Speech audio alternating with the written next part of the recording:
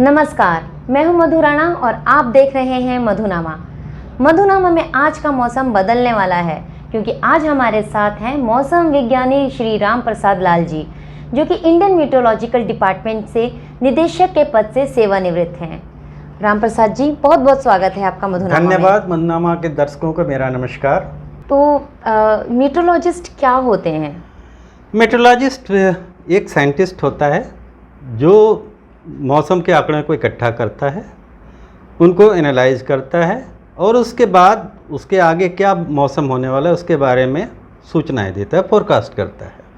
तो मीटरोलॉजिस्ट सिर्फ weather forecasting करते हैं? जी नहीं, मेट्रोलॉजिस्ट फोरकास्टर होता है, उसके साथ वो क्लाइमेटोलॉजिस्ट भी होता है।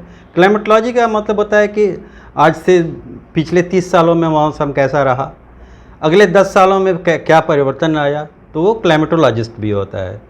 मेट्रोलॉजिस्ट भी होता है, क्लाइमेटोलॉजिस्ट भी होता है, इसके अलावा हाइड्रोमेट्रोलॉजिस्ट भी होता है। मतलब जो पानी बरसता है उसके बारे में भी ज्ञान रखता है, लोगों को बताता है कि अभी तक कितना बारिश हुआ, आगे किन किन इलाकों में हुआ और कब इससे ज़्यादा बारिश हुई, इन सब चीज़ों का भी ख्याल रखता है। हाइड्रोलॉजी और वाटर साइकिल, मतलब हाइड्रोलॉजी साइकिल और वाटर साइकिल एक ही चीज़ होते हैं? जी हाँ, एक ही चीज़ होती है। हाइड्रोलॉजिकल साइकिल को वाटर साइकिल भी कहते हैं। ओके, तो फोरकास्टिंग जो होती है वो अभी जैसे आपने बताया, पिछला भी देखते हैं, आगे भी देखते हैं, तो इसी को शॉर्ट रेंज, लॉन्ग रेंज, ये जो 4 टाइप के होते हैं, यही होते हैं? एक्चुअली क्या होता है, जो एक तो होता है लोकल फोरकास्ट, इमीडिएट आपको अगले 6 घंटे में क्या होना है, शॉर्ट। फिर एक होती है फोरकास्ट जो आपको 3 दिन तक के लिए होती है। तो ये जो लोकल जो आपने बोला वो हो गया शॉर्ट रेंज। Short range. इसके बाद मीडियम रेंज फोरकास्ट 3 दिन से 10 दिन के बीच में होती है। ठीक है। और लॉन्ग रेंज फोरकास्ट 10 दिन के बाद की और 2-4 हफ्ते, महीनों तक के लिए होती है। और एक्सटेंडेड रेंज एक फोरकास्ट होती है जो क्लाइमेटोलॉजी और सिनेप्टिक मेट्रोलॉजी को मिला के एक लंबे पीरियड के अगले 3 महीने 4 महीने में क्या होगा, या कहीं कोई सिस्टम जैसे एल नीनो है उसका लंबा इफेक्ट होता है, तो उसको एक्सटेंडेड लॉन्ग रेंज फोरकास्ट में यूज़ करते हैं। तो आप मीटरोलॉजिस्ट बनते कैसे हैं? मेट्रोलॉजिस्ट बनने के लिए बहुत सारी पढ़ना पड़ता है? बहुत सारी कंट्रीज में बहुत अलग अलग व्यवस्था है, लेकिन इंडिया में क्या है कि आपको मेट्रोलॉजिस्ट बनने के लिए आपको फिजिक्स, मैथमेटिक्स, कंप्यूटर साइंस और सिविल इंजीनियरिंग में इंजीनियर होना चाहिए। सिविल इंजीनियरिंग भी पढ़ना पड़ता है? सिविल इंजीनियरिंग जरूरी नहीं है, इनमें से किसी ब्रांच में आप के पास एक डिग्री होनी चाहिए। ठीक है। उसके बाद पहले तो यूपीएससी से एग्ज़ाम होता था, उसके अनुसार सिलेक्शन होता था, लेकिन अब डिपार्टमेंट खुद ही साइंटिस्ट के रूप में लोगों का सिलेक्शन करता है। इसके अलावा उसके साइंटिस्ट के नीचे भी और भी कैडर होते हैं, साइंटिफिक असिस्टेंट होते हैं जो फील्ड में जाकर ऑब्जर्वेशंस लेते हैं। तो अब यूपीएससी कंडक्ट नहीं कर रहे हैं? अभी यूपीएससी नहीं कंडक्ट करते, अभी स्टाफ सिलेक्शन कमीशन नीचे स्टाफ को करता है, और जो ऊपर का जो साइंटिस्ट है उसके ऊपर के जो सिलेक्शंस है ये सारी मिनिस्ट्री खुद करती है, ministry of earth sciences. Forecasting कैसे करते हैं? क्योंकि हम तो न्यूज़ में फोरकास्टिंग देखते थे, उसमें बड़ा कलरफुल सा, तो वैसे ही कलरफुल पिक्चर्स होते हैं, कैसे आप फोरकास्टिंग? जी हाँ, फोरकास्ट करने के लिए एक एटमॉस्फेयर के मूलभूत चीज़ें क्या होती हैं, वो होता है प्रेशर, टेम्परेचर और मॉइस्चर। अब इन चीज़ों का मेजरमेंट किया जाता है और एक चार्ट होता है, इस पर प्लाट किया जाता है कि पूरे आसपास के 100 किलोमीटर, 200 किलोमीटर, 1000 किलोमीटर के बीच में कैसा प्रेशर वगैरह बदल रहा है। अब जहाँ लो प्रेशर होगा वहाँ नीचे से हवा ऊपर की तरफ जाएगी, जब ऊपर हवा जाएगी तो कंडेंसेशन होगा, तो क्लाउड, बादल बनेंगे, बादल जब मूव करेंगे तो पानी बरसेगा। तो टोटल मेट्रोलॉजी में यही प्रोसेस होती है कि किस इलाके में नीचे से हवा ऊपर जाएगी, उसमें मॉइस्चर है कि नहीं है। अगर मॉइस्चर है तो बरसेगा पानी, और बरसेगा तो हवा के हिसाब से किस तरफ जाएगा। ये तो होती है कि हम जो ज़मीन पर आंकड़े इकट्ठे करते हैं उसकी। इसके अलावा हम रडार है, रडार से क्या करते हैं कि क्लाउड के अंदर हम झांकते हैं कि किस बादल में कितनी गहराई है, कितना थंडरस्टॉर्म का क्लाउड का 12 किलोमीटर, 14 किलोमीटर, 16 किलोमीटर का है, तो जितना ज़्यादा ऊंचा होगा बादल उतनी ज़्यादा बरसात होगी। उस हिसाब से हम बताते हैं कि भाई कहाँ ज़्यादा बारिश होगी, कहाँ कम बरसात होगी। इसी तरह एक चीज़ होता है सैटेलाइट। सैटेलाइट से हम क्लाउड पिक्चर वो लार्ज एरिया में लेते हैं, थाउजेंड्स ऑफ किलोमीटर्स में। अब उससे हमें पता चलता है किस इलाके में बादल हैं और किस तरफ मूव कर रहे हैं, किस तरफ जा रहे हैं। इसी जैसे साइक्लोन वार्निंग है, तो उसमें हमको सबसे ज़्यादा उपयोग होता है सेटेलाइट का, ताकि समुद्र में तो हम कोई ऑब्जर्वेशन ले नहीं पाती, इसलिए हमारा सारा फोरकास्ट उसके ऊपर, जो स्टॉर्म फोरकास्टिंग, स्टॉर्म फोरकास्टिंग होती है, उसके ऊपर निर्भर करता है। तो इस तरह से सब अलग अलग ब्रांचेज को कंपाइल करके तब जाके एक फोरकास्ट बनती है। जो हम डेली का फोरकास्ट हम न्यूज़ में देखते हैं या न्यूज़पेपर में पढ़ते हैं, तो वो उसी दिन का स्टडी होता है या वो पहले से स्टडी चल रही होती है फिर देते हैं? जैसे आज का वेदर, आज की स्टडी जी हाँ, कैसे होगा? एक्चुअली हर 3 घंटे पर हम मौसम के आंकड़े लेते हैं, उसी हिसाब से सैटेलाइट के भी हर 3 घंटे पर आंकड़े लेते हैं।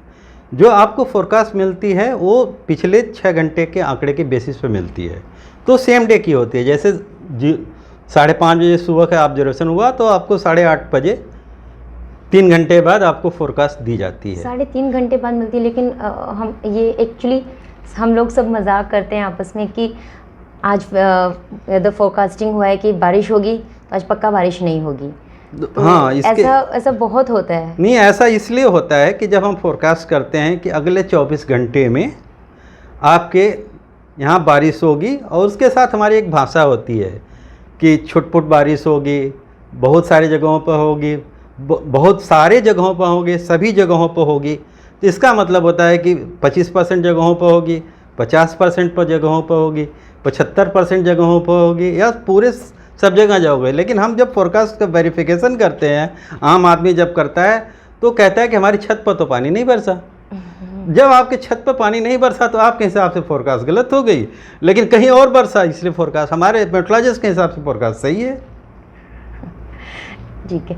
आपका अंटार्कटिका एक्सपीडिशन में भी आपने पार्टिसिपेट किया है, मेंबर, एज अ मेंबर 3 बार आपने गए हैं।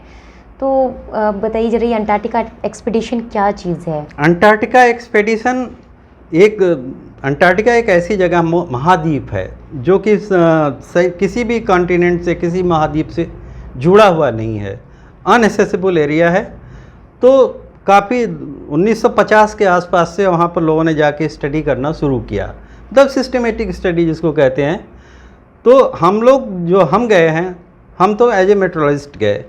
इसके अलावा वहाँ जियोलॉजिस्ट जाते हैं, जूलॉजिस्ट जाते हैं, एनवायरमेंटलिस्ट जाते हैं जो एनवायरमेंटल स्टडी करते हैं, सर्वे ऑफ इंडिया के लोग जाते हैं जो एरिया का सर्वे करते हैं।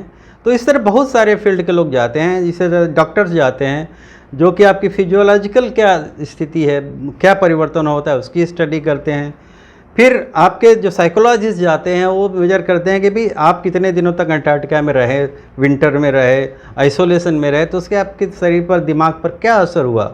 तो ये बहुत सारी के तरह के अध्ययन किए जाते हैं, इसलिए अंटार्कटिका एक्सपीडिशन जाया जाता है। और इंडिया 1981 से अंटार्कटिका जा रहा है। और आप कब से जा रहे हैं? हम 1992 में पहली बार अंटार्कटिका गए थे।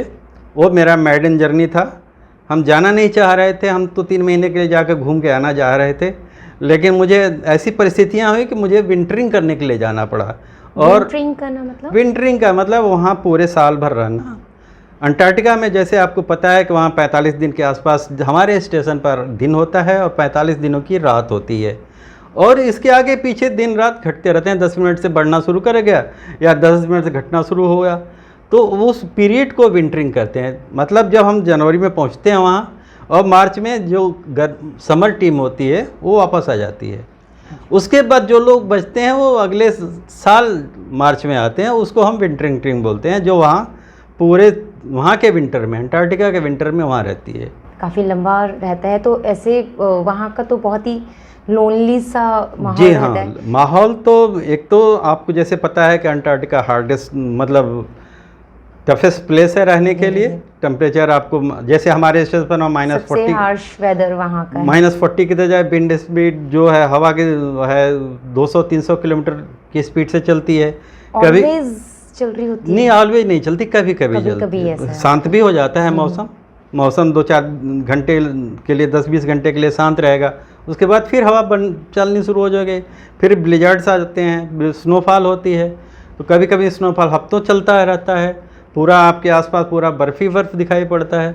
तो इस तरह से वेरिएबल वेदर होता है। उसके साथ जो सबसे ज़्यादा वो चीज़ होती हैं कि आप पूरे संसार से कटे होते हैं। अब तो सुविधाएं बढ़ गई हैं, लेकिन जब हम जैसे 92 में गए थे, 93 में वहाँ विंटर किए थे पहले, तो उस समय हमारे पास इतनी सुविधाएं नहीं थी, कोई कम्युनिकेशन का रास्ता नहीं था। जो मेडन वहाँ का था जर्नी, वो उसके बारे में थोड़ा हमें बताइए, कैसा आपका दिन और कैसा रात जी हाँ, रहता था, वहाँ पूरा डे क्या रूटीन हमें बताइए। अंटार्कटिका की जो रूटीन होती है वो घड़ी के हिसाब से चलती है।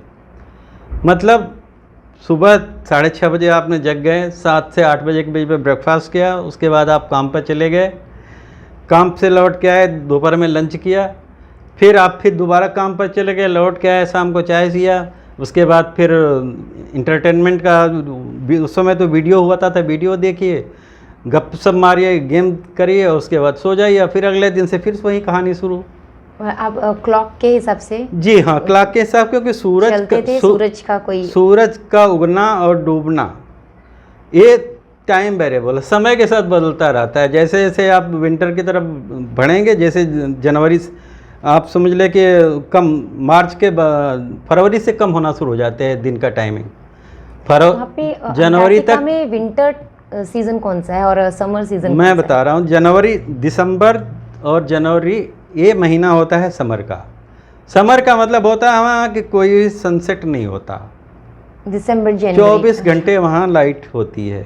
उसके बाद आपके लाइट धीरे धीरे कम होती है, आपकी रात 10 मिनट से बढ़ के घंटे 2 घंटे ऐसे होती है, और वो जाके फिर अप्रैल तक आपको 8-10 घंटे की रात मिलने शुरू हो जाती है। उसके बाद जैसे ही मई आता है, मई में पूरा डार्कनेस हो जाता है।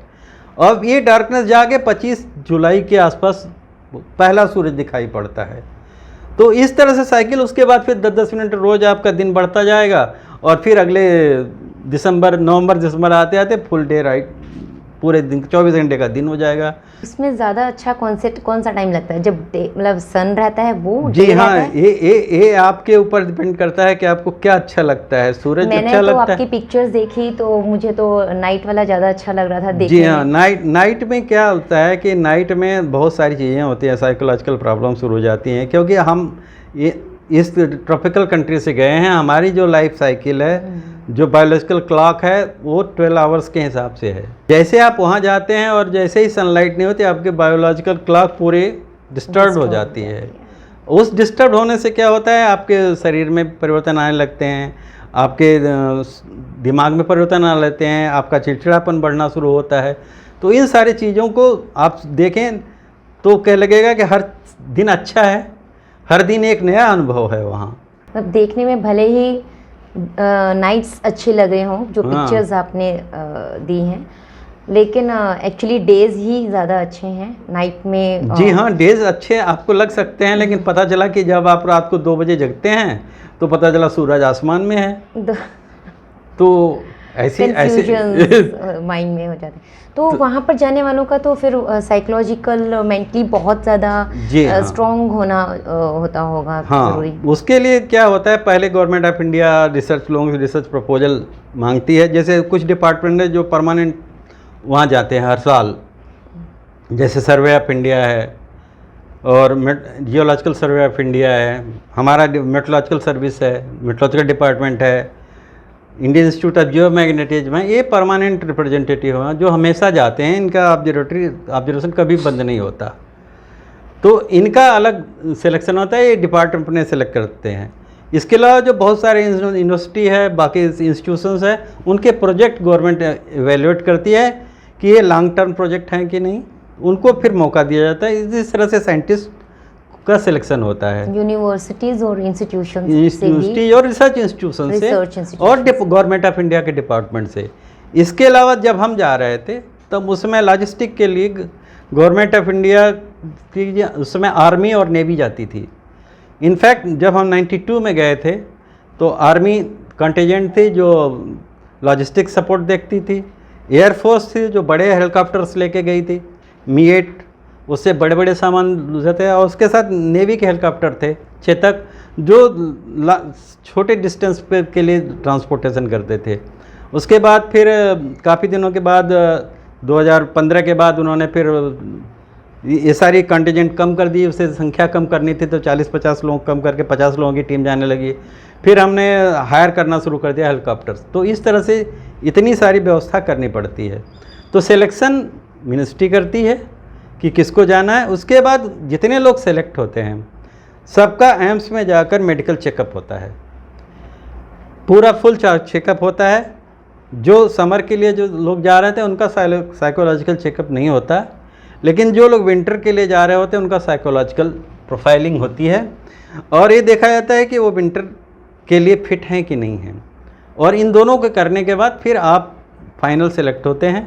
इसके बाद लोगों को माउंटेनिंग और सर्वाइवल की ट्रेनिंग के लिए ITBP का ट्रेनिंग सेंटर है, वहाँ भेजा जाता है औली में। वहाँ 1 हफ्ते हम लोग रहते हैं और उसके बाद फिर हम फाइनली तैयार होते हैं अंटार्कटिका जाने के लिए। और ये पूरा प्रोसेस में कितना टाइम लगता है सिलेक्शन? हाँ, लगभग 3 महीने लग जाते हैं। 3 मंथ्स। तो मतलब लास्ट जो स्टेज है सिलेक्शन की वो ये है कि ITBP में आपका ट्रेनिंग हो रहा है। जी हाँ। वहाँ से भी क्या रिजेक्ट होते हैं? जी नहीं, वहाँ से हम रिजेक्ट नहीं करते, मेडिकल में रिजेक्ट होते हैं। मेडिकल में रिजेक्ट? हाँ, मेडिकल में रिजेक्ट अगर आप इसके मतलब इस ITBP में अगर पहुँच गए हैं ट्रेनिंग के लिए, दैट मीन्स हाँ आप ऑलमोस्ट फाइनल हैं, बशर्ते कि आपके डिपार्टमेंट आपको भेजने के लिए तैयार हो।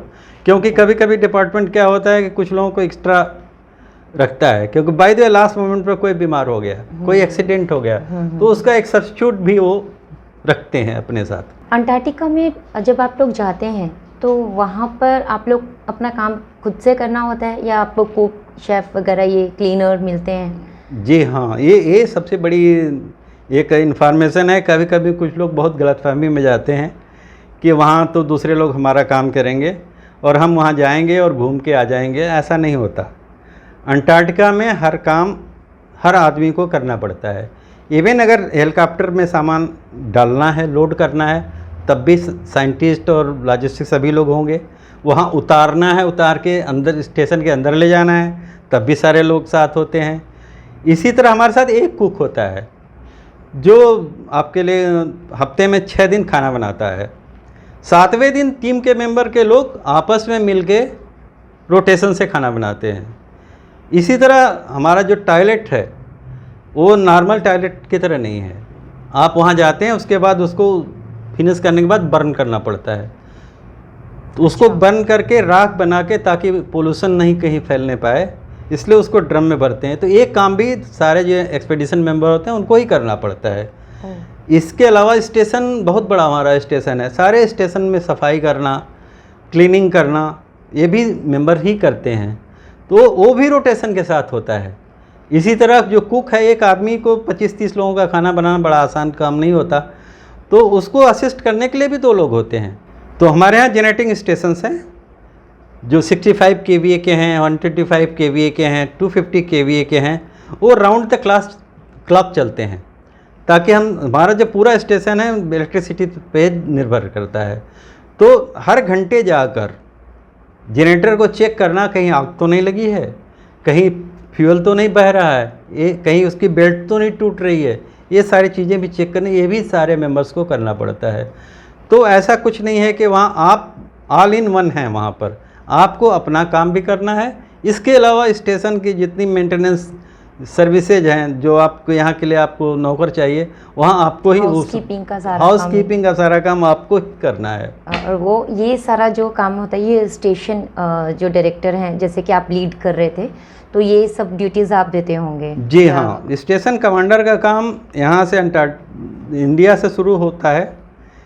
एक बार आप उनके टीम के साथ जाते हैं ITBP, वहाँ आप 10 दिन देख लेते हैं, 1 हफ्ते का, कि लोग कौन सा आदमी कैसा बिहेव करता है, किसका क्या काम है। उसके हिसाब से फिर आपको प्लान करना पड़ता है कि भाई अब यहाँ से चल दिए। पहले गोवा से चलते थे, अब साउथ अफ्रीका से केप टाउन से चलते हैं, शिप जाता है। तो शिप 10-12 दिन की जर्नी होती है। पहले इंडिया से हम जाते थे, एक्चुअली हमने तो 2 बार तो हम गए हैं, जो 25 दिन की जर्नी होती थी शिप की। गोवा से केप टाउन से 10-12 दिन लगते हैं, तो पूरे 25 दिन तक fly to Cape Town, then वहाँ से आप अब ऐसा होता है, पहले ऐसा नहीं होता था। पहले गोवा से ही शिप चलता था और गोवा पे ही टर्मिनेट होता था। लेकिन हमारे साथ तो कैसे ऐसा हो गया तो मैं हर बार 2 बार गोवा से ही गया और हर बार आया मैं फ़्लाइट से, क्योंकि पहले 12वें एक्सपीडिशन में जब हम आ रहे थे तो हमारा शिप ख़राब हो गया था। ये वाला जरा थोड़ा स्टोरी बताइए, जो आपका शिप खराब हो गया तो वो भी एक। जी हाँ, वो जब हम 12वें अभियान में गए थे और 13वें अभियान के साथ हम जब वापस आ रहे थे, तो जब शिप हमारा वहाँ पर खड़ा था आइस शेल्फ के पास, तो स्टार्म आ गया। स्टार्म आने के साथ शिप अंदर चला गया जहाज़ के वो बर्फ़ के पैक आइस में। और जब पैक आइस में चला गया और 2 दिन के बाद जब स्टार्म ख़त्म हुआ, तो हमें पता चला कि हमारा जहाज़ तो मूव ही नहीं कर रहा है। पता चलने उसे इंक्वायरी करने पर पता चला कि हमारा जो जहाज़ का रडर है वो टूट गया है, जहाज़ आउट ऑफ कंट्रोल हो चुका है। तो उसको फिर हम काफ़ी समय लगा, उसको सिचुएशन एक ऐसी आई कि जैसे सर्वाइवल की सिचुएशन हो गई कि अब डूब सकता है जहाज़। सामने 2 आइसबर्ग थे, उनकी तरफ जा रहा था। लकीली हम वहाँ रास्ता बदला और हम निकल आए। आइस ब्रेकर आपने बताया था कि जी हाँ, आइस ब्रेकर भी तभी काम करेगा जब आपका रडर काम करे। ओके। जब आपका ये आप यूँ समझिए कि हाँ, आप हाई स्पीड से कार से जा रही हैं, पहाड़ पर चढ़ रही हैं और आपका स्टीयरिंग खराब हो गया। तो ऐसी स्थिति है कि रडर मतलब स्टीयरिंग, तो स्टीयरिंग खराब हो गया तो आप केवल आगे जा सकती हैं, पीछे जा सकती हैं, और वो भी अगर चारों तरफ से बर्फ़ है तो आपका मूवमेंट बाएं दाएं भी नहीं जा सकती। तो आप पूरे डिपेंडेंट थे कि बर्फ़ आपको किस तरफ ले जा रही है। तो ये स्थिति थी। वो एक साथ एक कितने लोग थे आप उस पूरी टीम में? उस समय जहाज़ में 60 लोग थे, हम 7 थे और 15-20 जहाज़ के कर्मचारी थे। तो इसके बाद फिर आप लोगों ने क्या किया जब आपको लगा कि आप? जी हाँ, हमने कुछ नहीं किया। एक्चुअली समुद्र में और अंटार्कटिका के बर्फ़ के बारे में कहा जाता है कि एक बार आपने बर्फ़ में फंस गए तो जो कुछ भी करता है बर्फ़ ही करता है। तो उसको हमको लेकर बेडल सी की तरफ मूव कर रहा था, लेकिन 1 हफ्ते चलने के बाद हमें थोड़ी सी लीड मिली, क्योंकि हम प्रयास तो कर ही रहे थे अपने रडर को पहले, अब ऑटोमेटिक सिस्टम तो ख़राब हो चुका था, उसको मैनुअली घुमाते थे। अच्छा। तो मैनुअली घुमा के बहुत स्लो स्पीड से चल पाते थे, 4-5 घंटे चलता था, उसके बाद फिर टूट जाता था रस्सी, उसके बाद फिर उसको 8-10 घंटे रिपेयर करते थे। फिर इस तरह से फिर 10 दिन के बाद हमें लीड मिल गया और हम बाहर आ गए बर्फ़ के। ऐसे में आप उस संयम बनाए रखना, धैर्य बनाए रखना और मेंटली स्टेबल रहना थोड़ा मुश्किल तो होता होगा। तो आपस में आप लोगों का कैसा उस समय माहौल जी था? हाँ, ये जो एक्सपेडिशन का लीडर होता है, ये उसका सारा जो नॉलेज है, ज्ञान है, धैर्य है, सब उसी समय टेस्ट हो जाता है कि जब आप मुसीबत में हो। तो ऐसी परिस्थितियों में क्या जाता है कि आप पूरे टीम को बुलाते हैं। जब बुलाया गया टीम को, बताया गया कि ऐसी स्थिति है और हमारा जहाज़ फंस चुका है, हम इसको प्रयास कर रहे हैं बाहर निकलने का, अगला शिप 1 हफ्ते की दूरी पर है, अगर हमें कुछ होता है तो उसके लिए हम बोट तैयार करिए हैं। सबकी एक्सरसाइज की गई कि इमरजेंसी होती है तो आप सबको कैसे बोट में उतरना है और फिर कैसे बोट जाएगी। तो इस तरह की सारी एक्सरसाइज करके लोगों को बताया जाता है कि अभी हम सुरक्षित हैं। तो क्या किसी ने कोई मेंबर ऐसा भी था जो पैनिक? जी हाँ, पैनिक तो हमेशा ही क्रिएट होता है, क्योंकि जो लोग विंटर टीम के होते हैं वो तो बहुत सारी चीज़ों से गुजर के गए होते हैं, लेकिन जो समर के टीम होते हैं वो एक्सपीरियंस नहीं होते इन चीज़ों के लिए, तो उनके अंदर ज़्यादा पैनिक होती है। चूँकि मैं मेट्रोलॉजिस्ट था तो मैं ब्रिज पर था, तो मुझे पता चल रहा था कि क्या हो रहा है। तो इस हमारे लिए तो एक नया एक्सपीरियंस था। मैंने कैप्टन से पूछा, सर कहाँ जा रहे हैं? उसने जवाब दिया कि अभी हम बचने की कोशिश कर रहे हैं। अब आप इससे सिचुएशन समझ सकती हैं कि जो कैप्टन था वो 30 साल से शिपिंग कर रहा था, वो आइस में ही आइस ब्रेकर शिप का कैप्टन था। अगर उसने कहा कि हम बचने की कोशिश कर रहे हैं तो कैसी स्थिति रही होगी।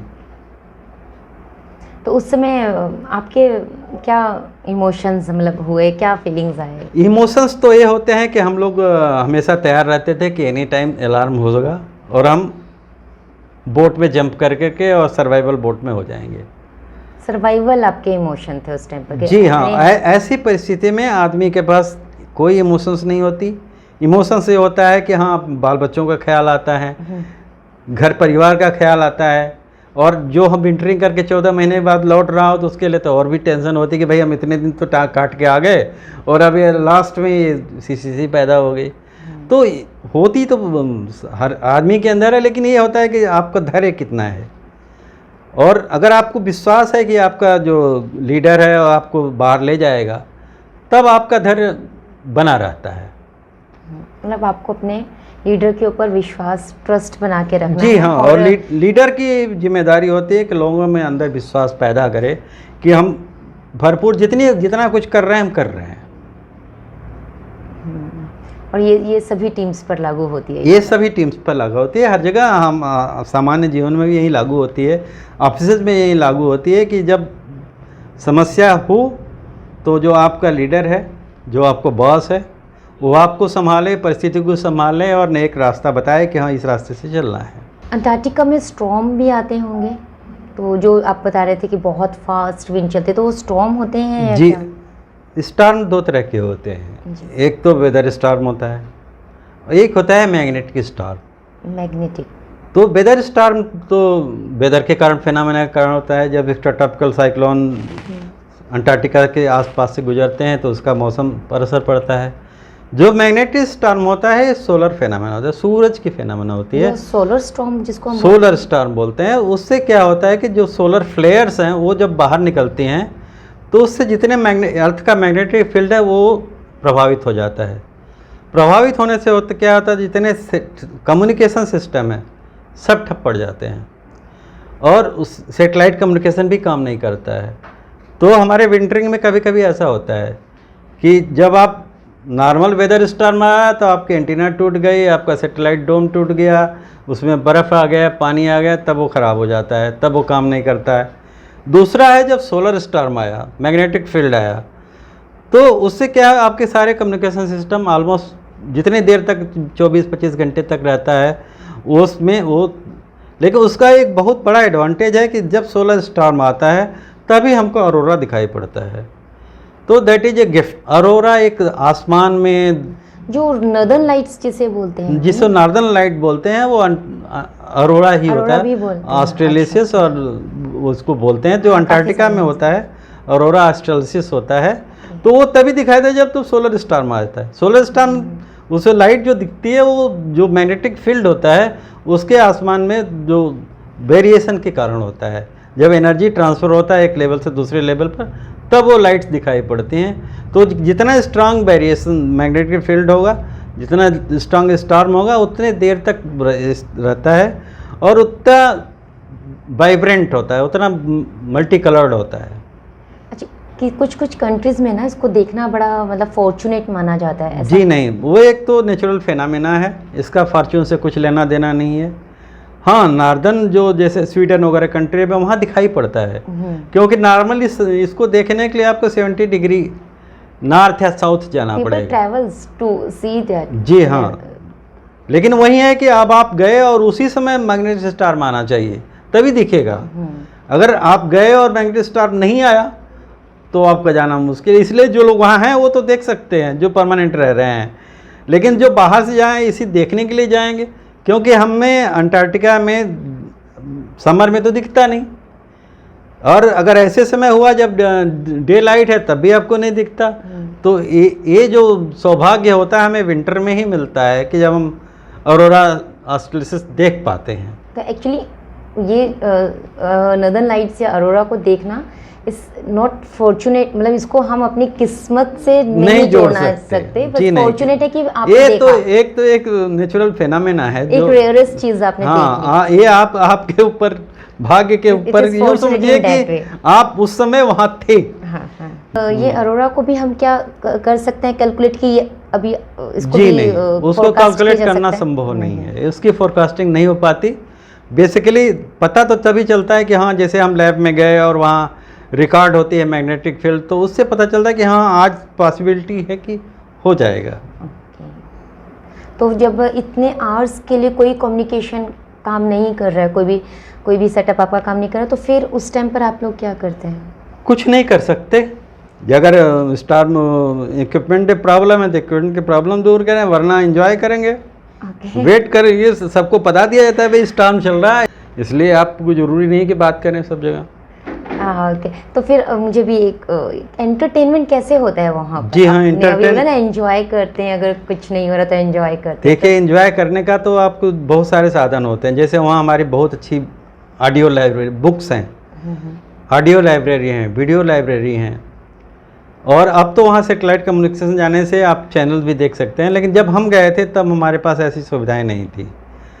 तब हमारे पास सेटेलाइट फ़ोन भी था, लेकिन वो बहुत ही लिमिटेड था। 3 महीने में 3 मिनट के लिए घर से बात करने के लिए मिलता था, और जो मैसेज आते थे केवल 3 लाइन के आते थे।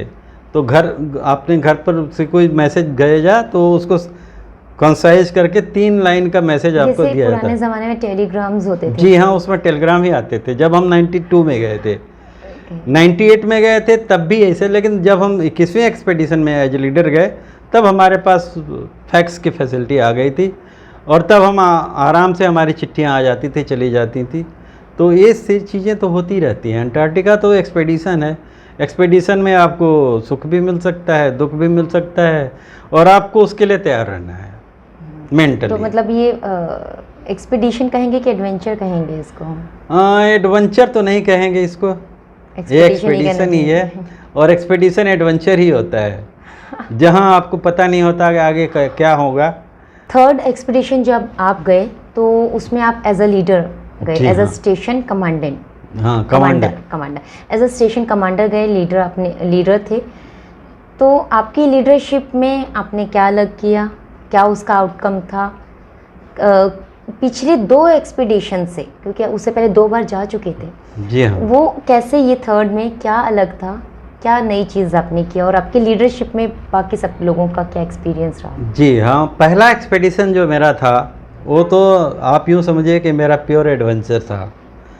उसमें मैंने सीखा कि कैसे पूरे साल में मौसम कैसे बदलता है, लोग कैसे बिहेव करते हैं, लीडर जो हमारा था वो कैसे काम करता है, कैसे वो लोगों को ऑर्गेनाइज करता है, कैसे काम ऑर्गेनाइज करता है। सेकेंड टाइम जब मैं गया था, हम एक स्पेशल इक्विपमेंट ले गए थे ओजोन मेजरमेंट के लिए, उसको इंस्टॉल करना था, और उसमें भी सेम काम था जो हम पहली बार करने गए थे, जो मेट्रोलॉजिस्ट। एज ए लीडर जाने के बाद आपकी रिस्पॉन्सिबिलिटी बहुत बढ़ जाती है।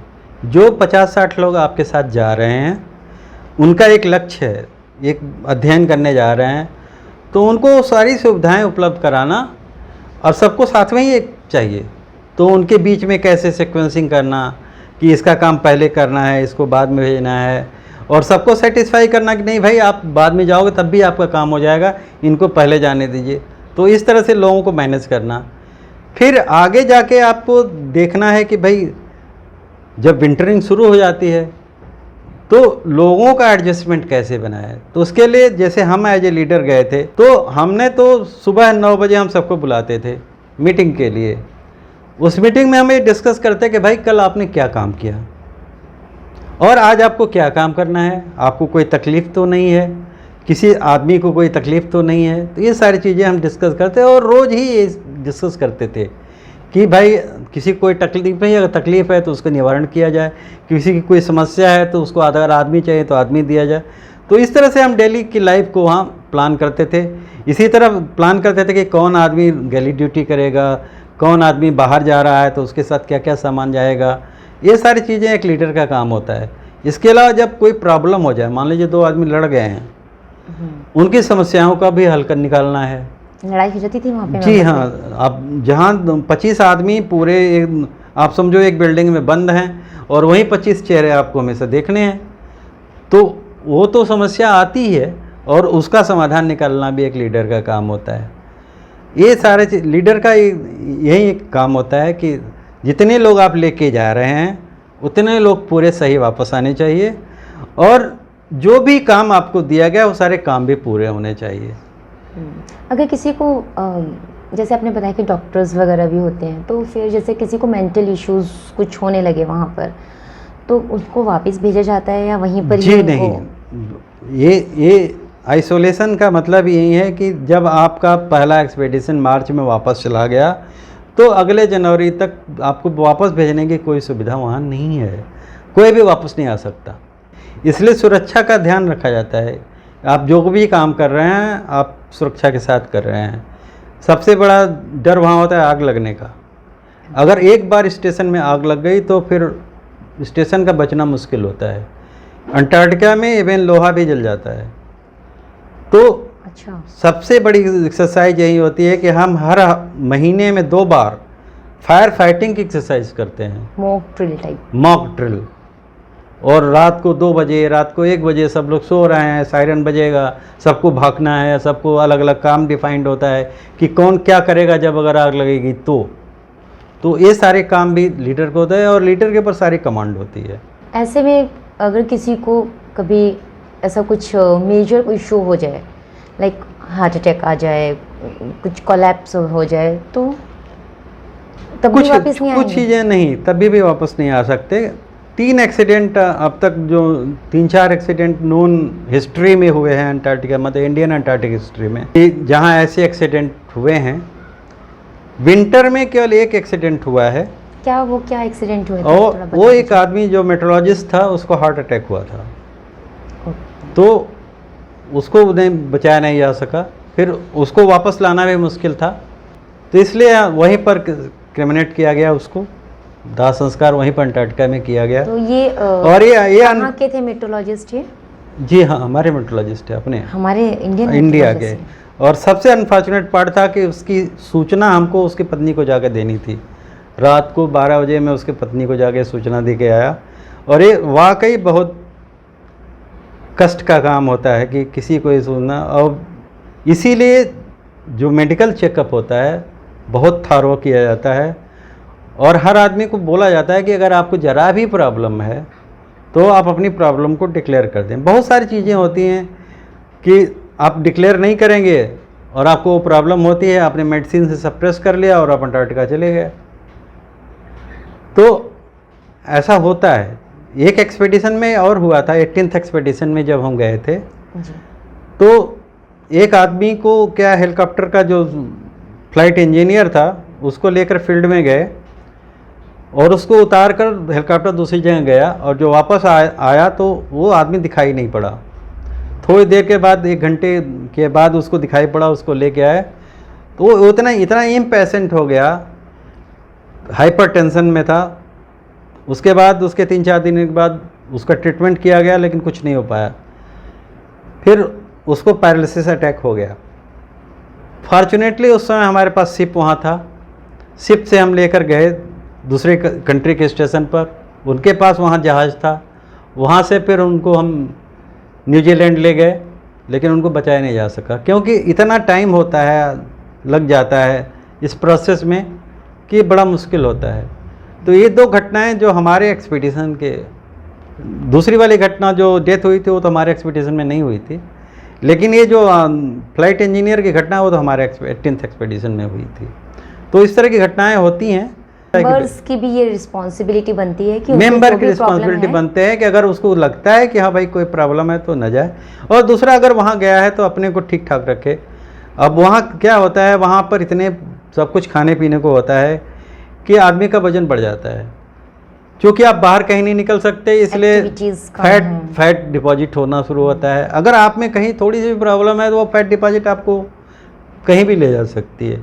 अब मैं अपनी बात बताऊं, मैं जब पहली बार गया था ना, मेरा वजन 15 किलो बढ़ा था, क्योंकि मेरे पास वजन ही नहीं था, 42 kg का था, तो कोई फ़र्क नहीं पड़ा। लेकिन ऐसा होता है, पेरिस। टाइम इन और एक टाइम आउट है, उसी में बस। ही आपको जी हाँ। चलना है। वहाँ पर अंटार्कटिका में और भी कंट्रीज़ के स्टेशंस होंगे?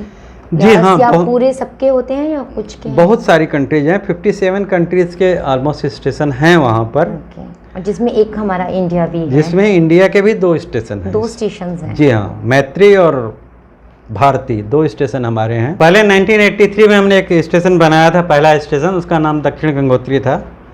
वो आइस शेल्फ पर बना हुआ था। आइस शेल्फ मतलब बर्फ़ के ऊपर बना हुआ था, नीचे कोई लैंड नहीं था। लैंड नहीं था। तो वो धीरे धीरे वो नीचे दबता गया और वो बर्फ़ में समा गया। 1987 में हमने एक नया स्टेशन बनाया, जो कि सीमाचल और ओयासिस से एक पहाड़ी है, उस पहाड़ी पे बनाया। वहाँ पर पहले से रशियन स्टेशन था, तो वहाँ पर हमने बनाया, उसका नाम है मैत्री। तो उसको हमने 89 में ऑक्युपाई किया है, और अब तक वो स्टेशन चल रहा है। इसके बाद हमने एक तीसरा स्टेशन बनाया है भारती, वो भी लैंड पे ही है, वो भी आइस पर नहीं है। तो ये इस समय हमारे 2 स्टेशन चल रहे हैं, और जो हमारा दक्षिण गंगोत्री स्टेशन था उसको मैंने जो हेरिटेज पॉइंट बना रखा है, वहाँ पर हम कंटेनर में अपना एक लैब वगैरह है, जो हर समर में जाके उस कंटेनर को बर्फ़ से निकालते हैं, ऊपर रख देते हैं, और इस तरह से वो station as a field station summer में चलता है हमारा। तो इस तरह से 3 स्टेशन, आप यूँ कहें कि समर में 1 स्टेशन है और अराउंड द ईयर 2 स्टेशन चल रहे हैं अंटार्कटिका में हमारे। तो टोटल 3 स्टेशंस हो गए। हाँ तो ये जी। आसपास में है स्टेशन या थोड़ा थोड़ा दूर? जी नहीं, जो दक्षिण गंगोत्री और मैत्री के बीच में 75 किलोमीटर की दूरी है, और मैत्री और भारतीय के बीच में लगभग 450 किलोमीटर की दूरी है, 450 से ज़्यादा होगा, दूसरी तरफ है। मैत्री तो सिर्फ जो कोस्ट लाइन है वहाँ से लगभग 75 किलोमीटर दूर है, पहाड़ी पर है। वहाँ हमारे पड़ोसी रसियन है, रसियन स्टेशन है, रसियन अंटार्कटिक स्टेशन।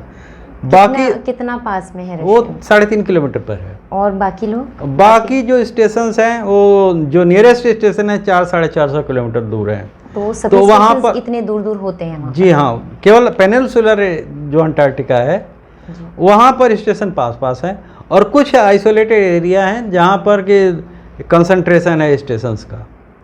कुछ स्टेशंस, कुछ एरियाज हैं, अदरवाइज तो ऐसे ही दूर दूर हैं। यहाँ पर जो अंटार्कटिका में है, तो ये सबका एक दूसरे के पास, मतलब एक कंट्री के स्टेशन में जो भी मेंबर्स हैं उनका दूसरे कंट्री के स्टेशन पर जाना होता है? जी, कभी कभी जाना होता है। जैसे मैं Antarctica as a expedition leader South Africa के अंटार्कटिक स्टेशन पर गया था वहाँ देखने। इसी तरह किसी भी कंट्री का कोई भी आदमी कभी भी आपके स्टेशन पर विजिट करने आ सकता है। जैसे हम रसियन स्टेशन पर जाते हैं, रसियन स्टेशन हमारे पास आ जाते हैं, तो जो स्टेशन कमांडर या एक्सपीडिशन लीडर होता है जस्ट लाइक एम्बेसडर इन अंटार्कटिका।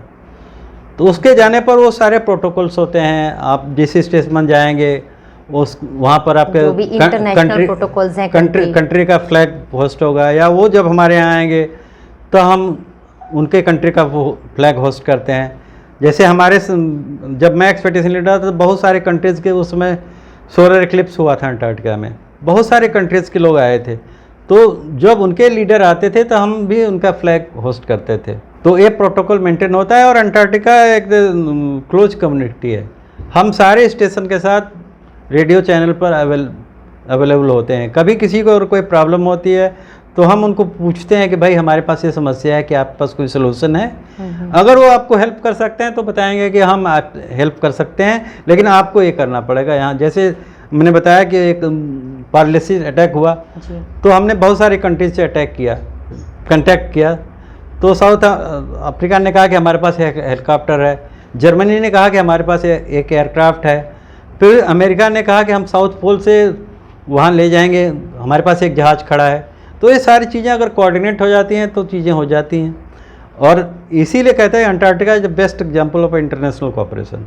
वहाँ पर मीन्स सारे जो कंट्रीज़ हैं, जो सारे देश हैं, वो अकेले अपने देश के लिए काम नहीं कर रहे, they are working for the world. जी, हम यूनिवर्स के लिए काम करते हैं, यूनिवर्स के लिए काम। अंटार्कटिका का बहुत सारा एरिया है जो अनएक्सप्लोर्ड है, हर आदमी इसको एक्सप्लोर करने के। जैसे आप क्लाइमेट चेंज की बात करते हैं, क्लाइमेट चेंज या ओजोन होल की बात करते हैं, अगर अंटार्कटिका में जाकर लोग स्टडी नहीं करते तो किसी एक आदमी के स्टडी करने से इन चीज़ों का पता नहीं चलता।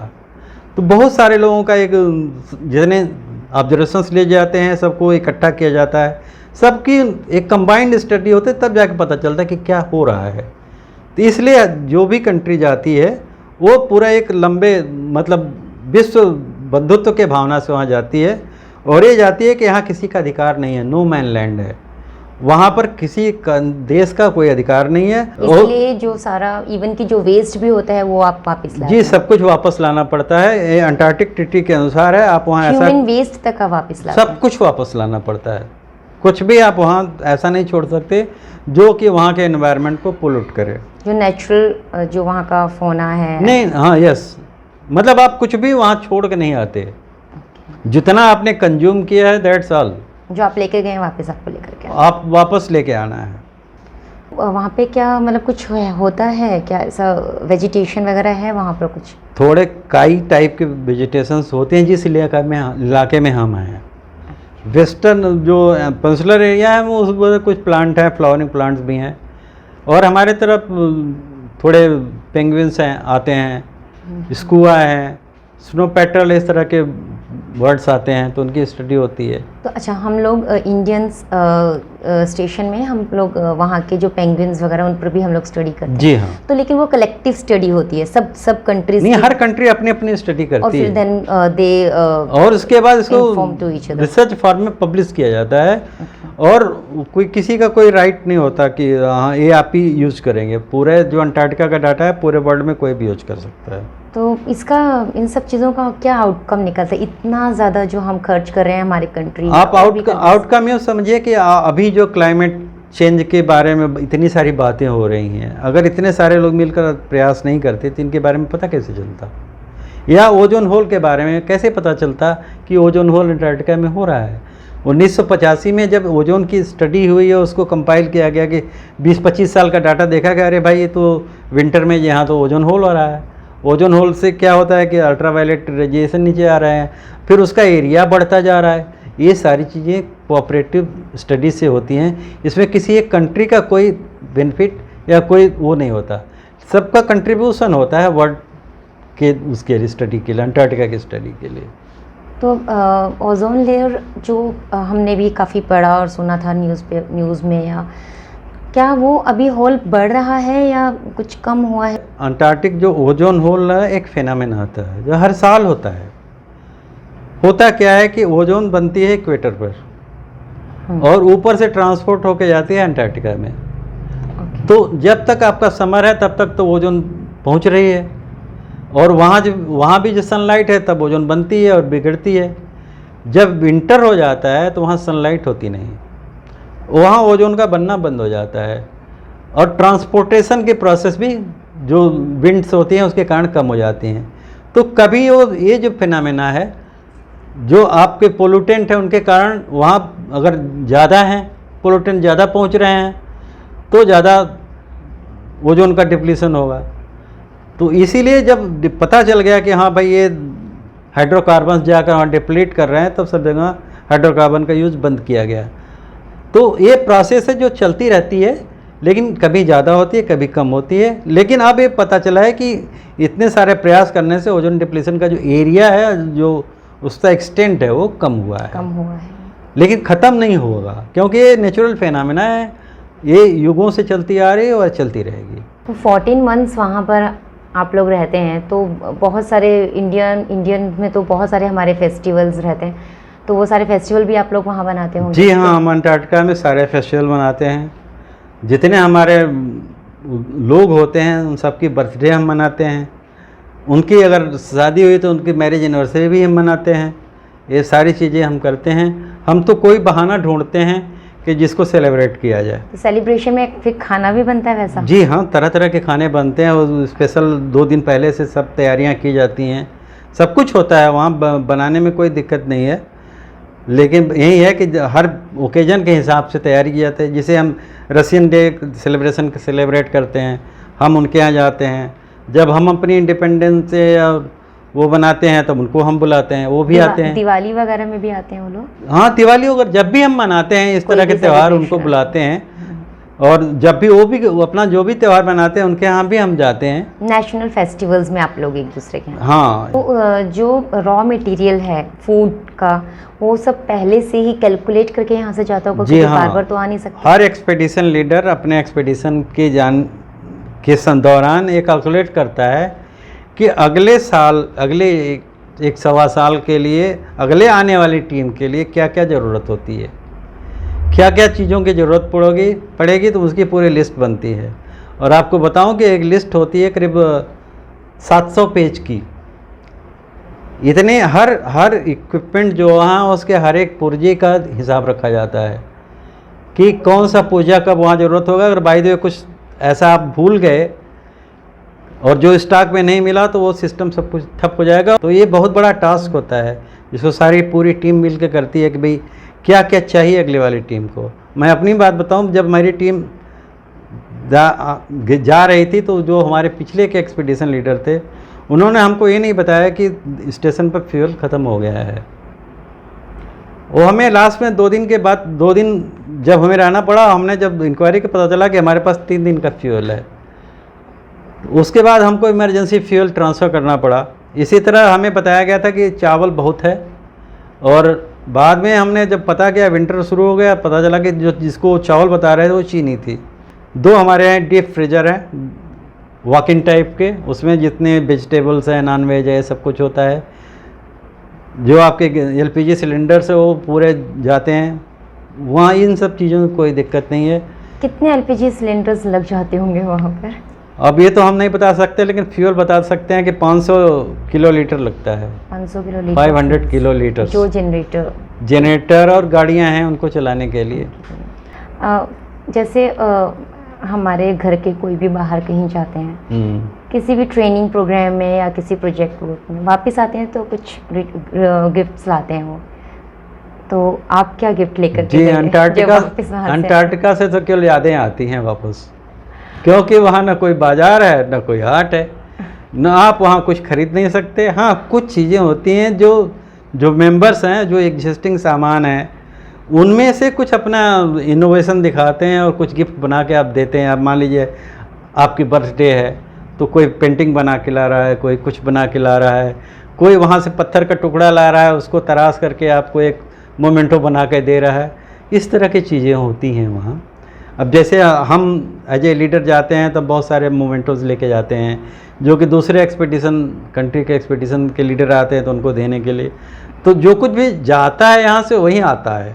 हम लोग सुन रहे हैं काफ़ी कि ग्लोबल वार्मिंग के कारण जो ये ग्लेशियर्स हैं वो मेल्ट हो रहे हैं, जैसे अंटार्कटिका में भी हो रहा होगा। तो क्या ये सी लेवल बढ़ रहे, तो क्या ऐसा दिन आने वाला है कि जब प्रलय आ जाएगी और हम सब लोग पानी में डूब जाएंगे? ऐसा तो कुछ लगता नहीं, क्योंकि देखिए अंटार्कटिका में क्या है, पूरा एक कैप, आइस कैप है। अब आइस कैप है तो वहाँ स्नोफॉल भी होती है, तो धीरे धीरे स्नो क्या होती है नीचे ग्लेशियर के रूप में समुद्र में आती है। ये कंटिन्यूस प्रोसेस है।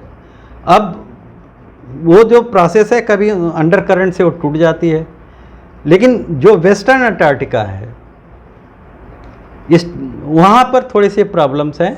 वहाँ पर जो बहुत सैकड़ों साल से जो जमा बर्फ़ थी वो आगे बढ़ रही है, आगे बढ़ने से टूट रही है। तो इसको जो ऑप्टिमिस्टिक्स हैं उसको तो कहते हैं भाई नेचुरल प्रोसेस है, लेकिन जो पेसिमिस्टिक्स हैं वो कहते हैं कि सारा एक दिन बह जाएगा और सब टूट जाएगा। लेकिन ये बहुत स्लो प्रोसेस है। But global warming is a real global warming एक सही वास्तविकता है, वो तो फर्क पड़ेगा, लेकिन इतना फर्क नहीं पड़ेगा कि पूरे अंटार्कटिका की आइस मेल्ट हो जाए और पूरे संसार को डुबो दे। इतना जल्दी तो नहीं होने वाला है, अगर होगा भी। हमें नहीं लगता कि ऐसा होगा। अच्छा, आपको लगता है ऐसा होगा ही नहीं? क्योंकि हर साल स्नोफॉल होती है, हर साल वो बर्फ़ जमती है, और जमने की रेट अगर पिघलने की रेट से ज़्यादा होगी तभी तो सब पर पिघल जाएगी। अच्छा। अभी तक तो हम ऐसा कोई स्टडी है नहीं, लेकिन हाँ आइसबर्ग टूटना ये घटनाएं हो रही हैं, और उसका कारण साइंटिस्टों ने बताया कि कहीं अंडर करंट है, कहीं नीचे से सी वार्मिंग हो रहा है, उसके कारण है। तो अंटार्कटिक करंट के कारण कहीं कहीं ब्रेकेज हो रहे हैं। कुछ जो थे 100-150 साल से फंसे हुए थे आइसबर्ग, वो लूज होकर बाहर निकल रहे हैं। ये सारी घटनाएं इस समय हो रही हैं। जो पहले क्या होता था, पहले इतना मीडिया का वो नहीं था। अब मीडिया से हर चीज़, सेटेलाइट से हर चीज़ आपको पता चलती है। तो ये चीज़ें पहले भी हो रही थी, लेकिन उनका हमको उतना ज्ञान नहीं था। अब ज्ञान बढ़ा है तो हम हाइपर भी हो गए हैं। ड्राई वैली क्या है sir? Dry valley actually McMurdo station के पास में एक स्टेशन है। ट्रांस अंटार्कटिक जो रेंज है वहाँ पर एक वैली है। वैली के बीच में क्या होता है, दोनों तरफ पहाड़ हैं। तो पहाड़ के कारण जो भी स्टार्म आते हैं उनके कारण जो स्नोफॉल होती है उस एरिया में नहीं पहुंच पाती है। और वहाँ का टेम्परेचर -40 -50 रहता है, इसलिए कुछ भी वहाँ टिकता नहीं है। जो कुछ भी बर्फ़ आती है उड़ के चली जाती है। तो वो एक एरिया है जहाँ पर कि कोई वेजिटेशन नहीं है, और ये कहा जाता है कि मिलियन ऑफ ईयर्स से वहाँ बारिश नहीं हुई है। वहाँ पर कोई आइस होगी। हाँ, आइस फ्रोजन लेक्स हैं वहाँ, और थोड़े बहुत जैसे माइक्रो जो ऑर्गेनिज्म है वो कुछ जगहों पर पाए गए हैं, जो पहाड़ों के बीच में जरा सी जो नमी होती है उसमें। तो वो अभूतपूर्व जगह है जहाँ के कुछ भी नहीं है। आपका जाना हुआ है वहाँ पर? जी नहीं, हम वहाँ नहीं गए हैं, ये हमारे एरिया से बहुत दूर है। और अंटार्कटिका में एक जगह से दूसरी जगह जाना संभव नहीं है जब तक कि आप ऐसे घूमने नहीं निकल सकते। घूमने नहीं निकल सकते। घूमने क्या, अगर आप अपने स्टेशन से भी बाहर निकलते हैं तो आपको पहले तो स्टेशन कमांडर से परमिशन लेनी पड़ती है कि आप बाहर जा रहे हैं।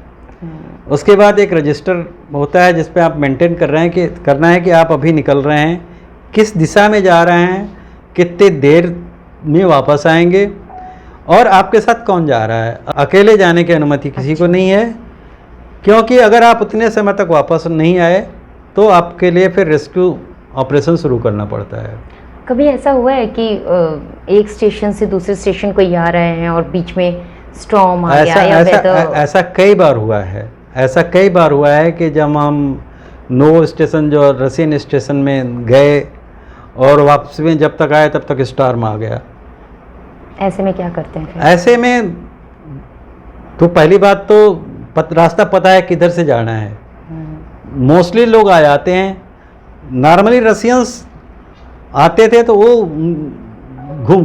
हो जाते थे। उनके लिए हम ज्वाइंट रेस्क्यू ऑपरेशन होता है। किसी को पता होना चाहिए आप कहाँ जा रहे हो और आपको एक टाइम बाउंड टाइम देना होता है कि हाँ आप तक आ जाएंगे और आपको उस टाइम के बीच में वापस आना है, वरना एक रेस्क्यू ऑपरेशन शुरू हो जाएगा। हर चीज़ वहाँ पे बहुत कैलकुलेटेड, हर चीज़ कैलकुलेटेड है और हर चीज़ एक मेजर्ड है कि आपको रिस्क लेना है, एक मेजर्ड रिस्क लेना है, कैलकुलेटेड रिस्क जिसको बोलते हैं। उसके बियॉन्ड आपके हाथ बहुत ज़्यादा नहीं खुले हैं कि आप ये भी कर सकते हैं वो भी कर सकते हैं। जो कुछ सुविधाएं आपको दी गए हैं आप उनका भरपूर उपयोग कर सकते हैं, लेकिन कुछ डिमांड नहीं कर सकते। आपको बाहर से कुछ नहीं मिलना है, जो कुछ भी आपके पास है उसमें जीना है। और यही सीख है अंटार्कटिका की कि आप सिस्टम को कैसे अडॉप्ट करते हैं, आप लोगों को कैसे अडॉप्ट करते हैं और आप लोगों के साथ कैसे एम्पैथी कैसे रखते हैं, कितना पेशेंस आप मेंटेन कर पाते हैं एडवर्स सिचुएशंस पे। ये सारी चीज़ें जो हैं हम अंटार्कटिका से सीख के आते हैं। वैसे तो सब कुछ आपका फिज़िकली मेंटली सब टेस्ट आपने बताया कि होता है, उसके बाद ही जा सकते हैं, लेकिन फिर भी वहाँ से आने के बाद जो भी मेंबर्स वहाँ जाते हैं तो वो क्या अपनी पर्सनैलिटी में चेंज पाते हैं? आपने क्या चेंज पाया है? जी हमारे में तो कोई चेंज नहीं हुआ। हम तो जैसे गए थे वैसे तीनों बार वापस आ गए। लेकिन बहुत सारे ऐसे लोग होते हैं जो कि चूँकि वहाँ आप बहुत सारी बातें नहीं कर पाते, बहुत सारी चीज़ों लेके, तो साइकोलॉजिकल उनको प्रॉब्लम होती है। वो यहाँ आते ही बहुत बातें करने लगते हैं क्योंकि पूरे साल भर आपने बात नहीं किया है। और वहीं 25 लोग हैं जिसका चेहरा देखकर आप किसी को चेहरा देखकर कहते हैं इसका चेहरा नहीं देखना है हमको, लेकिन देखना पड़ेगा। तो इस तरह की चीज़ें होती हैं। तो जो आने कुछ लोगों पर असर होता है, कुछ लोगों पर बाकी चीज़ें भी असर होती हैं। जैसे वहाँ आपको विटामिन की कमी हो जाती है, लोगों को स्किन प्रॉब्लम्स भी होती हैं। तो अगर आप वहाँ जाकर बिल्कुल सही सलामत आए, आप बहुत लकी हैं। आप एज अ पब्लिक स्पीकर भी आपको इनवाइट करते हैं इंस्टीट्यूशंस अपने पास, ऑर्गेनाइजेशंस बुलाते हैं। तो अंटार्कटिका के अनुभवों से और क्या आप लोगों को सीख? जी हाँ, अभी मैं रिसेंटली मैंने आज प्रोफेशनल स्पीकिंग शुरू किया है। इसमें हम लोगों को जाकर बताते हैं कि अंटार्कटिका क्या है, अंटार्कटिका से हम क्या सीख सकते हैं और किस तरह की लीडरशिप क्वालिटीज़ आप डेवलप कर सकते हैं। एडवर्स कंडीशन में आप जाएंगे तो आप अपने को कैसे ढालेंगे, सिचुएशन को में कैसे सुधार लाएंगे, दूसरों को कैसे मोटिवेट करेंगे, ये सारी चीज़ें हम बताते हैं लोगों को। तो मधुनामा के व्यूअर्स को भी आप थोड़ा सा जी हाँ, ज्ञान दीजिए। आप जहाँ भी जाएं अपने आप को ढालें, परिस्थितियों के अनुसार अपने को ढाल लें, लोगों के साथ एम्पैथी रखें, पेशेंस रखें, लोगों की कद्र करें। जब आप कद्र करेंगे तो आपके भी लोग कद्र करेंगे, इसलिए सौहार्द बना रहेगा। और यही हमने अंटार्कटिका से सीखा है कि आप दूसरों की कद्र करिए, दूसरों की इज्जत करिए, दूसरों की भावनाओं का ख्याल रखिए दूसरों के साथ जब उनकी मुसीबत है उनके साथ सहयोग करिए। ये सारी चीज़ें हम अंटार्कटिका से सीख के आते हैं और यही लोगों को बताते हैं कि ये चीज़ें आप अपने यहाँ डेवलप करिए, अपने कॉरपोरेट लाइफ में भी इनको लाइए, सामान्य जीवन में लाइए, ऑफिसों में लाइए, ताकि सब कुछ ठीक से चलता रहे। धन्यवाद। आपके साथ बात करके बहुत सारी चीज़ें हमें समझ में आई, साथ में ये भी समझ में आया कि लाइफ को कैसे जीना है। जी तो, हाँ, दर्शकों को भी आई एम श्योर कि ये सब बातें बहुत अच्छी लगी होंगी। आप हमें कमेंट्स करके बताइए कि आपको आज का एपिसोड कैसा लगा, और अगर आपको हमारा कंटेंट अच्छा लग रहा है तो प्लीज़ इसे लाइक कीजिए, शेयर कीजिए और सब्सक्राइब भी कर लीजिए। धन्यवाद। नमस्कार।